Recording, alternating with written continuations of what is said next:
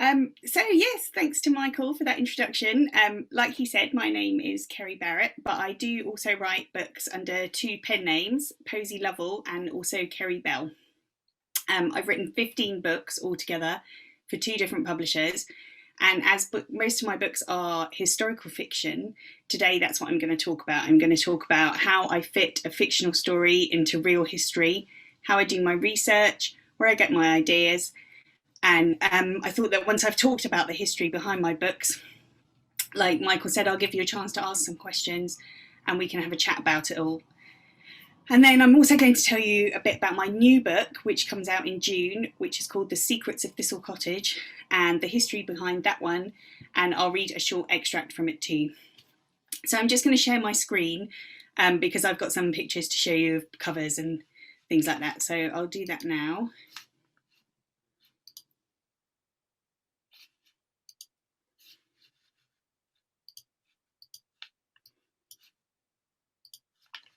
Okay, so first of all, a little bit about me. I've been writing for a living for almost 25 years. My background is in journalism. I started out on a local paper as a trainee reporter, and then I moved into magazines. And I spent more than 10 years as features editor on All About Soap, writing about my favourite TV shows, Corrie, Emmerdale and EastEnders. That's me in Albert Square there. At the end of 2016, I was made redundant. And since then, I've been mostly writing my own novels with a little bit of writing about the soaps on the side because I don't want to give it up. My first novel, a romantic comedy called Bewitched, Bothered and Bewildered, was published in 2013 in ebook. I wrote 4 other novels in that series, which were all set in the present day. And then I started writing something that combined my two big loves, history and Strictly Come Dancing. A Step in Time follows disgraced soap star Amy Lavender, who takes part in a TV dancing show to try to boost her career and win her boyfriend back after a very public fight. She meets an elderly woman called Cora who helps her learn to dance, and the book also tells Cora's story, entertaining the troops in the Second World War, and her romance with a handsome GI called Donnie. I really loved writing that book, and I realised that historical fiction was what I wanted to do. So I followed A Step in Time with 5 other books known as Dual Timeline, which is where a mystery from the past is solved in the present day. I've written about suffragettes, smugglers, Victorian artists, and London in the swinging 60s. I've also written 4 novels that are straight historical stories. I wrote The Kew Gardens Girls under my pen name Posy Lovell in association with the Botanic Gardens at Kew, and it's based on the women who took on gardening roles at Kew during the First World War. And its sequel, The Kew Gardens Girls at War, which actually just came out last week, follows the next generation of gardeners in the Blitz. I worked with Kew on the story. I got to use their archive and visit the gardens, and their gardening experts checked my manuscript to make sure I'd got all the botanical references right, which was actually quite nerve-wracking because I'm not really a gardener. 2 years ago, I was very excited to be asked to write 2 Emmerdale spin-off books with ITV. They're based on the village from the soap during the Second World War. Hope Comes to Emmerdale and the Emmerdale Girls are both written under my second pen name, Kerry Bell. I love writing historical stories. I like that the history gives me a hook to hang my story on, and I love uncovering the interesting tales from long ago. History has mostly been written by men. People often ask me where I get my ideas from, and to be honest, they mostly come from wondering what the women were doing while all this history was happening around them. The war is a brilliant source of women's stories, obviously, but there are so many tales to tell. I got the idea for Violet in The Girl in the Picture when I was looking at some pre-Raphaelite paintings by Elizabeth Siddal, who's more known for being the wife of Dante Gabriel Rossetti than as an artist herself. I was with my friend Becky, and she commented that it must have been really hard to have been a woman artist back then. And I thought, that could make a book. Of course, sometimes the women are centre stage anyway. Writing about the suffragettes was wonderful. And I said at the time, if I wrote about nothing but suffragettes for the rest of my career, I'd never get bored. They've just got so many brilliant stories to tell. Often my research will throw up something else I can use in another story. Beth in The Kew Gardens Girls at War is a nurse. And I read a lot about nursing during the Blitz and found it all so interesting. that I'm about to write another book based on those amazingly brave women who put on tin hats and just kept caring for their patients as the bombs were falling. When I was writing my Emmerdale stories, I had to juggle two lots of research. I had the factual Second World War side of the novels, along with the backstories of the characters in the show. Fortunately, I have an encyclopedic knowledge of Emmerdale anyway, because I've watched a lot of TV and I have a great love of soap. And I had one of the show's archivists on speed dial. He never complained, even when I was asking him ridiculous questions, like getting him to go to the village to take a photo of the war memorial, or emailing him to ask if Betty Eggleton ever went to church. Of course, I also have to find a story that works in the present day, and that's sometimes difficult and sometimes a little easier. My latest story, The Secrets of Thistle Cottage, is about the witch hunts in the 17th century. The gossip, rumours and fake news of the time have such strong parallels in today's social media that the present day story came really easily. And my obsession with Line of Duty came in very handy when I was writing about organised crime gangs for The Smuggler's Daughter. When it comes to research, I feel a responsibility to get things right. Writing about more recent history, such as the Second World War or the 1960s, is easier in some ways because there's a lot of photographs and films and all sorts of resources to draw on. But in other ways, the responsibility weighs heavily on me because people remember those times. And I don't want to get anything wrong. I once spent a whole day trying to find out if a particular uniform skirt had buttons or a zip. Although that was easier than finding out what they would have put on a bruise in 1855, long before the days of ice cubes or frozen peas.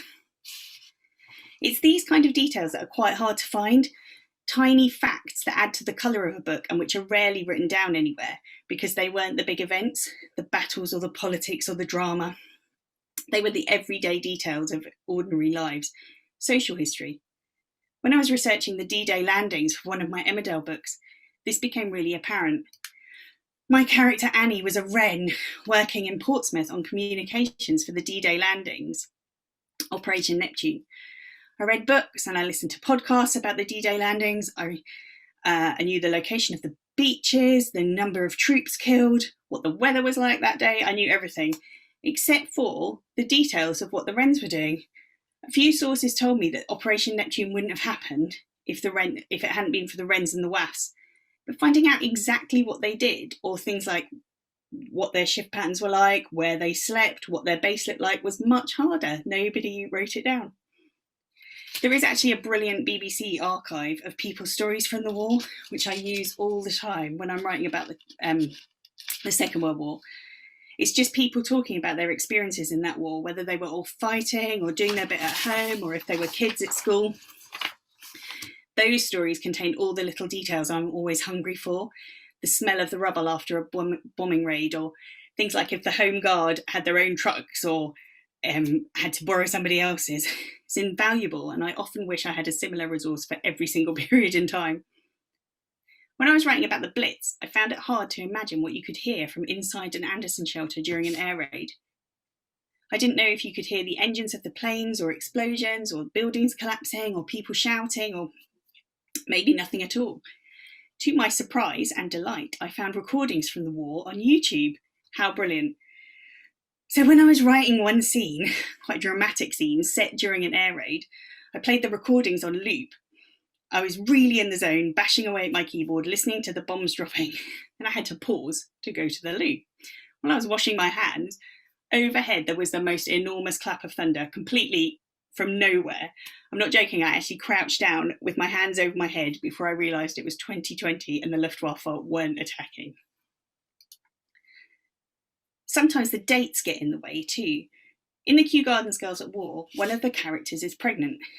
The action begins during the Battle of Britain in the very early days of the Blitz. Trying to match her pregnancy with real-life events from the war gave me a big headache. And in the end, I had to print out a calendar from 1940 and write the timeline of the novel on it. Another thing that's quite tricky is language. I find it's quite easy to fall into the trap of writing dialogue from the past in a very effective way, kind of, oh, forsooth and oh, my lord. So I make a conscious effort not to do that. And I've learned that fiddling with sentence structure or throwing in a few of the right words can do wonders in fixing a character in time. But I do always make the effort to look up idioms or words to make sure they were in use at a certain time, which is much easier now. We've got the internet, lots of lovely origin of words websites. Emily Moon, the heroine of The Smuggler's Daughter, has trouble speaking.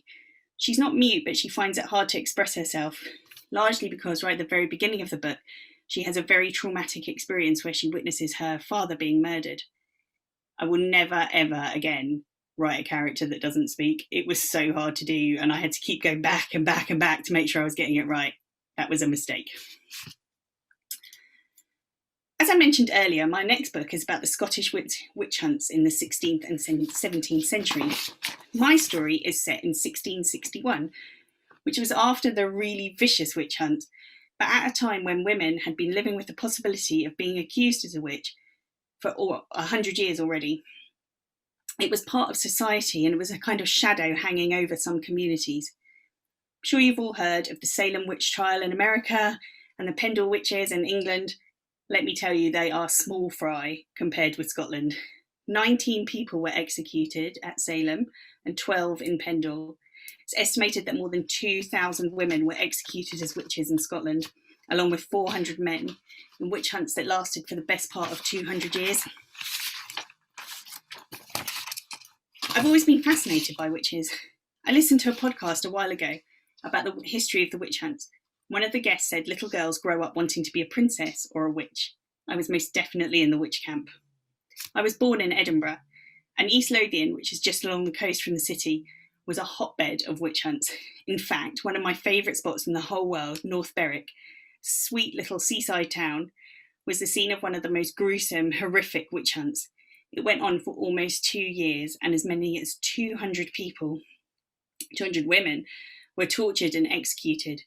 It was a very dark time in history and an excellent setting for my novel. My heroines, Alice and her mother Honor, are accused of witchcraft when Honor, who is a healer, fails to save the life of the laird's wife. In the present day, Tess and her daughter Jem move to North Berwick seeking a safe place to live after Tess's husband Alistair goes to prison. In both stories, gossip, rumour and whispers end up putting the women in danger. I'm going to read a little bit from the book now. In this scene, Jem is telling her mother Tess about a project she's doing at school about the history of North Berwick. She's just discovered that everyone calls their house the Witchs Cottage, and she wants to know more.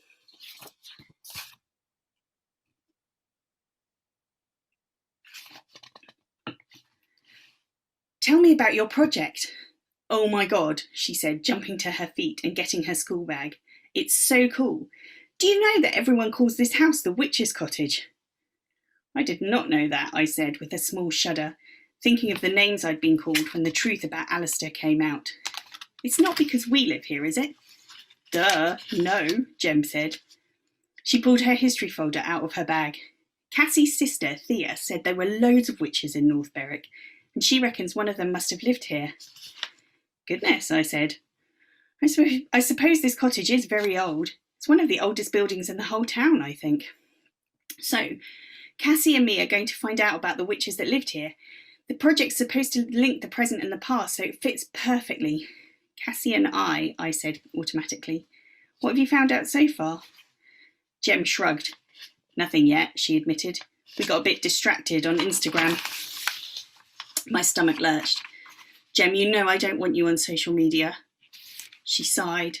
I'm not on social media. I was looking on Cassie's phone. She turned away from me and I heard her mutter, everyone else is on it. I understood that it was hard for her not to be online like her friends, but I knew all too well how easy it was for people to send horrible, nasty messages on social media. Messages and comments that stuck in your head, no matter how much you tried to dismiss them or laugh them off. Threats against you or your loved ones, or once even against our family pets. Rape threats, death threats, all sorts. So I wasn't budging on my social media ban, no matter how much Jem begged me. Wanting to distract her, I got my laptop from the bookshelf and opened it up. Shall we have a look? The lure of finding out about the witches who'd lived in our house was too tempting for Jem to keep sulking. To my relief, she turned back to me and smiled. Google it, she said. I typed in witches and North Berwick, and was rewarded with dozens of hits. Oh my, I said. It was quite a thing. Together, Jem and I read about the witch trials in our town. The accusations of dark deeds, which sounded ridiculous to our modern ears, and the torture of women, which didn't sound so ridiculous. It's horrible, Jem said, wide-eyed. Can we try to find the one who lived in our cottage? I thought for a second and then searched for Witch, 4th Street, North Berwick. Nothing came up. Perhaps the street had a different name back then, I said. Jem was looking thoughtful. I know how to find it, she said. Really? Come on. She jumped to her feet and disappeared into the hall, then came back wearing her coat and shoes. Come on, Mum. Where are we going? You'll see. I pulled on my boots and my own coat, and together we went outside into the dark street, Jem leading the way. Here, she said in triumph as we reached the corner. I lean against it when I'm waiting for Cassie. It was an information board aimed at tourists, showing some history of North Berwick. Jem got her phone out and shone the light at the pictures. There's an old map, she said. I was looking at it this morning. I squinted at the board in the dim light. This map's a bit later than the witches would have been, I said, trying to read the date. Still could help. That was true. I looked again, trying to get my bearings. So that's the harbour there, I said, pointing. And that's what's now 4th Street. Shine the torch here, Jem. She obliged, and I grinned. It's called Church Street, I said. Jem clapped her hands. Church Street. Let's go and look that up then. We hurried back to the house because it was chilly with a real autumnal feel to the evening, and I made tea while Jem Googled Church Street and witches and gave a yelp of triumph. I found them, she said. At least I think I found them. I took the mugs of tea through and put them on the coffee table. Show me. Look, this is someone's dissertation or something. It's like a massive project on witches in Scotland. She looked up and gave me a cheeky grin. Maybe Cassie and I can just copy this whole thing? Jem, I said, don't even think about it. Joke. She rolled her eyes. Look, Honor Seaton is on this list here of accused witches. Her address is given as Church Street and it says she was 35. Considerably younger than me, I said wryly. Jem zoomed in on the list, looking pleased. And it says she lived with her daughter, Alice, who was 16. Maybe Alice was a witch too. I felt a bit uncomfortable. A mum with a teenage daughter in our house being accused of all sorts. It was a strange coincidence. None of them were actually witches, Jem, I said, more sharply than I intended. I forced myself to smile and look more interested. So what happened to them? Were they burned at the stake? It doesn't say, Jem said, leaning forward. There's a photo of the original document. Hang on. She enlarged the picture, which was a list of accused witches from the 17th century. It was written in an old-fashioned hand, difficult, if not impossible, to read without the helpful typed text beneath translating it for our 21st century eyes. But there was nothing about the outcome of the trial, simply that it was said to be happening. I'm sure we can find out what happened, now we know their names. Jem's eyes were gleaming with interest. I drank in her happiness, pleased to see how much she was enjoying this. Isn't it funny that we're a mother and daughter living here, just like they were? Let's hope we're not accused of witchcraft, I said, stifling a yawn. Gosh, I'm beat. I think it's bedtime for me. I'll come up too, said Jem, who may have been bolshy and independent, but still didn't like being downstairs by herself. I pulled her to me and kissed her temple. You go on up, sweetheart, and get your stuff ready for the morning. I'll be up in a minute. Remember to plug your phone in here. Please. That was another rule. No phones in bedrooms. I didn't want Jem scrolling and stumbling on anything about her father. Or about me. I liked to know what she was looking at, although I knew I couldn't control it all the time. Jem threw me her phone to plug in, then she stuffed her books back into her bag and headed up to bed, calling a cheery goodnight to me as she went. I took our muggers into the kitchen. As I rinsed them out, I noticed the bin was overflowing. Jem had a very irritating habit of balancing rubbish on top like a smelly game of Jenga. Tutting, I pulled the bag out of the bin, tied it up, shoved my feet into the sliders I kept by the back door for this very reason, and went out to the wheelie bin. The wind had really got up, and the crashing of the waves was loud in the quiet night. I shivered as I dropped the bag into the bin and let the lid close. Winter was definitely on its way. A noise in the dark garden made me start, my heart thudding. Those witch stories had spooked me a little. I stayed still for a second, but there was nothing there. It must have been the wind. I turned to go back inside and jumped again as a black cat ran in front of me. Christ, I said, clutching my chest in fright. Where did you come from?" The little cat sat down and regarded me in the light from the kitchen without interest. I reached out a hand to stroke its head and it hissed at me, making me recoil. "Oh!" I gasped. The cat darted off into the darkness, leaving me shaking my head at my jumpiness. No more reading about witches before bed, I thought. It was clearly a bad idea.